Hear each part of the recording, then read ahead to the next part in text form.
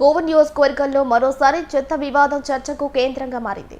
శ్రీ చాముండేశ్వరి దేవాలయం వద్ద చెత్త వేయించిన ఘటనపై వైఎస్ఆర్సీపీ నాయకులు తీవ్రంగా స్పందించారు. ట్రేడ్ యూనియన్ కోవూరు నియోజకవర్గ అధ్యక్షుడు రూప్ కుమార్ రెడ్డి అధ్యక్షతన నిర్వహించిన విలేకరుల సమావేశంలో చెత్త వేయించిన వ్యక్తిపై ఇప్పటి వరకు ఎలాంటి క్రమశిక్షణ చర్యలు తీసుకోకపోవటాన్ని తీవ్రంగా తప్పుపట్టారు. దేవస్థానం కార్యనిర్వహణ అధికారి తక్షణమే చర్యలు తీసుకోవాలని ఆయన డిమాండ్ చేశారు. ఇటువంటి ఘటనలపై బీజేపీ నాయకులు నోరు మెదపకపోవటాన్ని ఆశ్చర్యంగా పేర్కొన్నారు.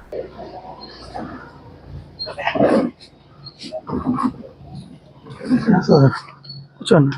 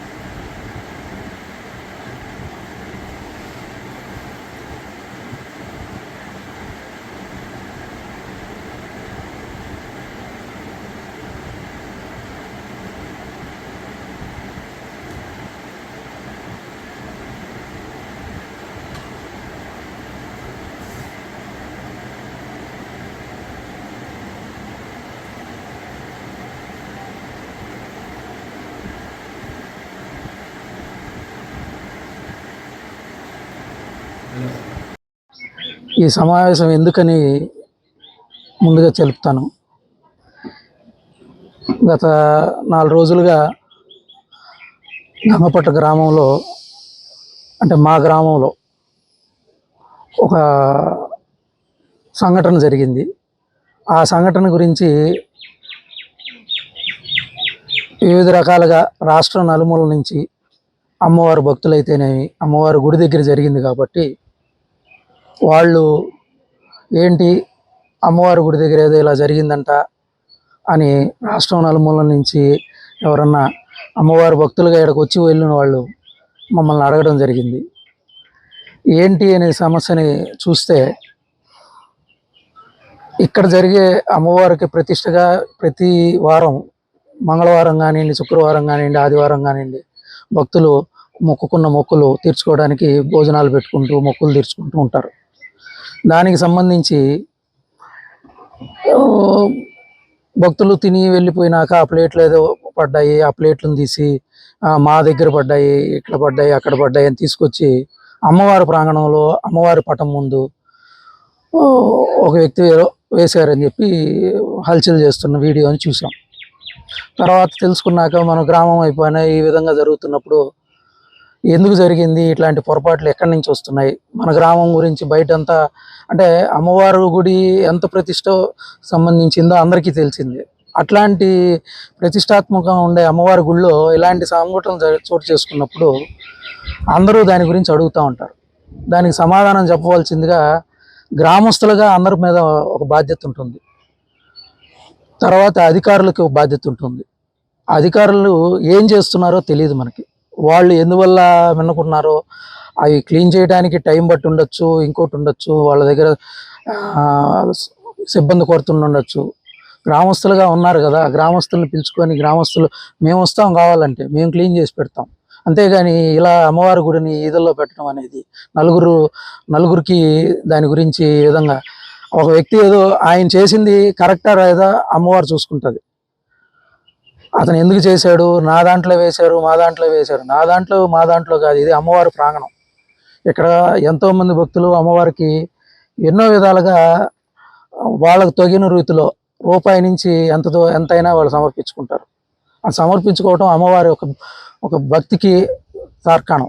అంతేగాని మేము చేస్తున్నాం, మా దగ్గర పడ్డాయి, మీ దగ్గర పడ్డాయి, ఇవి తీసాం, అవి తీసాం, ఇవి ఎందుకు చెప్పాల్సి వచ్చిందంటే, మేము అది చూసినప్పుడు మాకు తెలిసింది ఏంటంటే, ఒక నాయకుడు అని వేశారు. అది ఏ పార్టీ అయినా నాయకుడే అని అయి ఉండొచ్చు. ఆ పార్టీ నాయకుడు ఆ విధంగా చేయటం అనేది కూడా అది పార్టీలు అనేది విధంగా మా గ్రామంలో ఉండాలనేది కూడా మేము కోరుకోం. ఎందుకంటే అమ్మవారి గుడి దగ్గరికి వచ్చేటప్పటికి అసలు గ్రామం అంటే అమ్మవారి గుడి అంటే గ్రామం అన్నట్టుగా మేము తిరణాలు జరుపుకుంటాం. కానీ కొన్ని సంవత్సరాలుగా ఈ తిరణాలు జరిగే టైంలో కూడా ఈ పార్టీలు ఈ గొడవలతో మామ బావ అన్న తమ్ముడు అక్క చెల్లెలు అక్క వదిన ఇట్లా మాట్లాడుకునే వాళ్ళు కూడా దూరం అయిపోతున్నారు. సరిగా తిరణాలు జరుపుకోవడానికి కూడా ఒక కమిటీ అనేది ఏర్పరచుకోవడానికి మా పార్టీ మీ పార్టీ అని గొడవలు మొదలవుతున్నాయి. ఆ గొడవల తరుణంలోనే వాళ్ళకు పడకపోయి ఉండొచ్చు, ఒక కమిటీ సరైన కమిటీ లేకపోయి ఉండొచ్చు. ఆ కమిటీలో మాకు కావాలని కొట్టుకోవచ్చు. ఆ కొట్టుకుంటున్న దాంట్లో అమ్మవారి ప్రాంగణానికి ఈ విధంగా చేయడం అనేది కరెక్ట్ కాదు. ముఖ్యంగా మేము దీన్ని ఎందుకు చెప్తున్నామంటే గౌరవ ఎంపీ గారు వేమిరెడ్డి ప్రభాకర్ రెడ్డి గారు, గౌరవ ఎమ్మెల్యే గారు వేమిరెడ్డి ప్రశాంత్ రెడ్డి గారు ఒక నెల ముందు ఈ పార్టీలో నుంచి ఆ పార్టీలోకి వెళ్ళి గెలిచేశారు. గెలిచినాక వాళ్ళు ప్రతిష్టాత్మకంగా తీసుకోండేది ఏంటంటే స్వచ్ఛాంధ్ర స్వచ్ఛ దివస్, నా ఊరు నా గ్రామం నా మండలం నా నియోజకవర్గం నా నెల్లూరు శుభ్రంగా ఉంచాలి అని వాళ్ళు ప్రతిష్టాత్మకంగా చేస్తున్నామని చెప్పి పబ్లిసిటీగా చూస్తున్నాం మేము. కానీ ఇక్కడ ఏందిరా అంటే అదే వాళ్ళండ చూసుకొని మాకేమి మాకు మమ్మల్ని ఎవరు అంటారు, మేము కూడా వేచి చూసాం. సరే గ్రామం కదా, ఒకరు మేము మాట్లాడిన దాన్ని ఇంకోలాగా మాట్లాడచ్చు, వీళ్ళు పార్టీ ఈ విధంగా పార్టీకి పూస్తారు ఇట్లా అనొచ్చు. దానికే మేము చూసాం. సరే ఇన్ని రోజులు చూడడానికి కారణం కూడా ఇంకెవరైనా స్పందిస్తారు, వాళ్ళ మీద చర్యలు తీసుకుంటారు, లేదు ఇంకేదన్నా ఈసారి జరగకుండా చూసుకుంటామని ఈఓ గారు ఏమన్నా మాట్లాడతారు, ఒక ఇదిగా ఏదన్నా ఎదురు చూసాం. కానీ ఇక్కడ ఏంటంటే ఆ కూటమి ప్రభుత్వంలో ప్రశ్నిస్తామని చెప్పి తిరిగిన బ్యాచ్ ఎటు పోయారో ప్రశ్నించకుండా పోయారు. వాళ్ళు ప్రశ్నించలేదని మేము ఆలోచిస్తూ వెయిట్ చేస్తున్నాం. ఇంకొకటి,